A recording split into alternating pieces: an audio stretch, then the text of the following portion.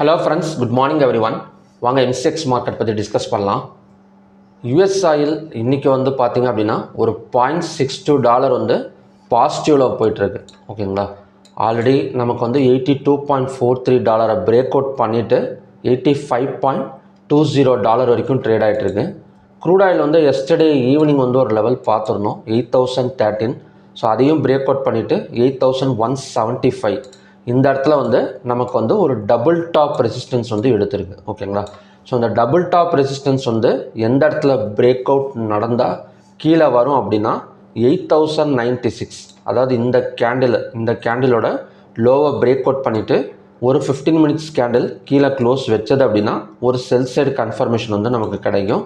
So அந்த இடத்துல நமக்கு வந்து கொஞ்சம் செல்லிங் கொடுக்கறதுக்கான பாசிபிலிட்டிஸ் வந்து இருக்குது. ஓகேங்களா, எஸ்டர்டேவோட ஹைக்கு மேலே வந்து ஓப்பனிங் கொடுக்கணும். அதாவது எஸ்டர்டேவோட ஹை வந்து இதுதான், இதுக்கு மேலே வந்து ஓப்பனிங் கொடுத்தா மட்டும்தான் நமக்கு வந்து தொடர்ந்து மேலே வரத்துக்கு சான்சஸ் இருக்குது. இன்றைக்கி வந்து எப்படி இருக்கும் அப்படின்னா கொஞ்சம் செல்லிங் ப்ரெஷர் கொடுக்கறதுக்கு சான்சஸ் இருக்குது. எதனால் அப்படின்னு இன்வென்ட்ரி டேட்டா இருக்குது.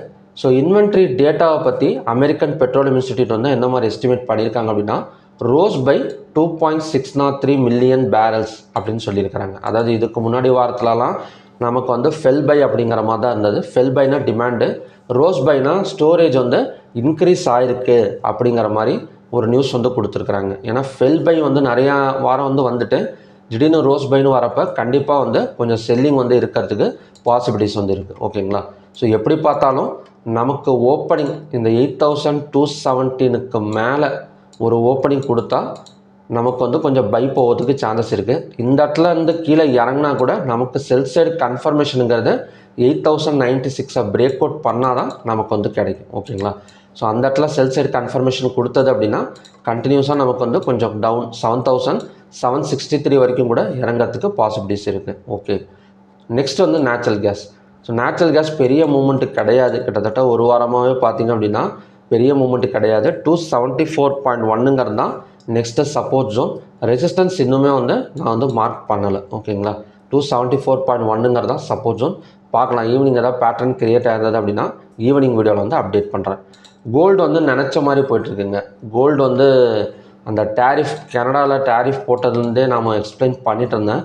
இந்த இடத்துல பிரேக் அவுட் பண்ணியிருக்கேன், நல்ல ஒரு ஹை போகிறதுக்கு சான்சஸ் இருக்குது அப்படின்னு. ஸோ கோல்டு அண்ட் சில்வரெல்லாம் பார்த்திங்க அப்படின்னா மறுபடியுமே வந்து ஒரு ஹை போயிட்டுருக்கு. பட் ரெசிஸ்டன்ஸ் எல்லாம் இன்னும் கொஞ்சம் தூரமாக இருக்குது. அதாவது $4195 வரைக்கும் கோல்டு ரீச் ஆகக்கூடிய சான்சஸ் இருக்குது. அதே மாதிரி சில்வர்லாம் எடுத்துக்கிட்டோம்னு வச்சுக்கோங்களேன், சில்வர்லாம் $62.351. ஸோ இதுதான் பார்த்திங்க அப்படின்னா நெக்ஸ்ட்டு ரெசிஸ்டன்ஸ். அதனால் இன்னும் கொஞ்சம் வந்து பை வந்து எக்ஸ்பெக்ட் பண்ணலாம் கோல்டை பொறுத்த வரைக்கும்.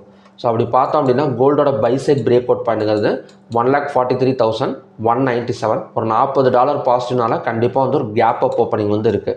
ஸோ இந்த இடத்துல நமக்கு பிரேக் அவுட் நடந்தது அப்படின்னா கண்டினியூவாக நமக்கு வந்து ஒரு 1000 வந்து ஒரு $1,500 பாயிண்ட்ஸ் வரைக்கும் பை சைடு வந்து எக்ஸ்பெக்ட் பண்ணலாம். சப்போஸ் இந்த மிடில் ஓப்பனிங் நடந்தது அப்படின்னா நெக்ஸ்ட்டு சப்போர்ட்டுங்கிறது 1,42,532. அடுத்தது வந்து சில்வர் அதே மாதிரி தான். ஸோ சில்வருக்கு வந்து நெக்ஸ்ட்டு ரெசிஸ்டன்ஸ் ஜோன் மட்டும், அதாவது இந்த இடத்துல ஓப்பனிங் கொடுத்தது அப்படின்னா இந்த 2,25,426ங்கிறது ரெசிஸ்டன்ஸ் ஜோன். ஸோ இதையும் தாண்டி ஒரு 15 மினிட்ஸ் கேண்டில் மேலே பிரேக் அவுட் வச்சது அப்படின்னா கண்டினியூஸாக நமக்கு வந்து பை போகிறதுக்கான சான்சஸ் வந்து நமக்கு வந்து சில்வரில் வந்து இருக்குது. அடுத்தது வந்து காப்பர். இப்போ காப்பர் வந்து நல்ல பிரேக் அவுட்டுங்க. ஆல்ரெடி எஸ்டர்டே தான் பார்த்துருந்தோம், எஸ்டர்டேன்னு கிடையாது, இந்த பேட்டர்னை பிரேக் அவுட் பண்ணிவிட்டு கிட்டத்தட்ட 40 பாயிண்ட் மேலே வந்திருக்கு. ஸோ இதையுமே பிரேக் அவுட் வந்து கொடுத்துருக்கு. ஓகேங்களா, ஸோ 1341க்கு மேலே கேண்டில் ஓப்பனிங் கொடுத்தா மட்டும் நமக்கு வந்து பை சைடு ஃபோக்கஸ் பண்ணலாம். இல்லைனா இந்த 1341க்கு கீழே கேண்டில் ஓப்பனிங் கொடுத்தது அப்படின்னா இந்த இடம் டபுள் டாப் ரெசிஸ்டன்ஸாக வந்து ஒர்க் அவுட் ஆகும்.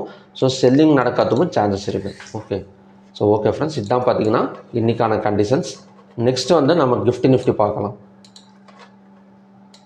இப்போ நிஃப்டி எடுத்துக்கிட்டோம் அப்படின்னா ஒரு 48 பாயிண்ட்ஸ் மட்டும்தான் நெகட்டிவில் வந்து போயிட்டுருக்கு. டவ் ஜோன்ஸ் ஒரு 58 பாயிண்ட்ஸ் நெகட்டிவில் போயிட்டுருக்கு.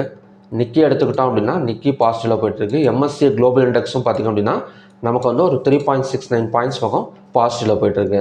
ஸோ நமக்கு மார்க்கெட் ஓப்பன் ஆகிறதுக்கு இன்னும் 2 மணி நேரம் இருக்குது. அதுக்குள்ளார இது ஏதாவது ஒரு 0 இல்லைனா ஒரு 10 பாயிண்ட்ஸ் 20 பாயிண்ட்ஸ் பாசிட்டிவில் வந்தது அப்படின்னா கண்டிப்பாக கொஞ்சம் ரெக்கவரி வந்து நாம் வந்து எதிர்பார்க்கலாம். ஓகேங்களா, நெக்ஸ்ட் வந்து ADR values.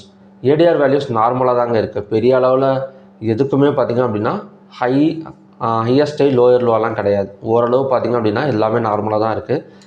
Infosys, Wipro, these IT sector மட்டும்தான் நமக்கு வந்து நெகட்டிவில் இருக்க தவிர, ஸோ மற்றபடி பேங்கிங் செக்டார்லாம் கொஞ்சம் பாசிட்டிவ் வந்து சேஞ்ச் ஆகிருக்கு. எஸ்டர்டே ஈவினிங் வீடியோலாம் சொன்ன மாதிரி தான், அதாவது ஹெச்டிஎஃப்சி பேங்க்கு, ரிலையன்ஸ் இண்டஸ்ட்ரீஸ் இதெல்லாம் கொஞ்சம் பாசிட்டிவ் ஓப்பனிங் இன்றைக்கி கொடுத்தது அப்படின்னா அகைன் வந்து ஒரு புல்லிஷ் சைடு போகிறதுக்கு சான்சஸ் இருக்குது. நிஃப்டி, பேங்க் நிஃப்டி எல்லாமே. ஸோ இதோட லெவல்ஸ் வேணும் அப்படின்னா எஸ்டர்டே ஈவினிங் வீடியோவில் வந்து அப்டேட் பண்ணியிருக்கேன். ஸோ அதில் பார்த்து தெரிஞ்சுக்கணும். ஓகேங்களா? ஸோ ஓகே ஃப்ரெண்ட்ஸ், மறுபடியுமே பார்த்தீங்க அப்படின்னா இன்னொரு நல்ல ப்ரிடிக்ஷன் வீடியோட நான் உங்களை மீட் பண்ணுறேன். Thank you very much.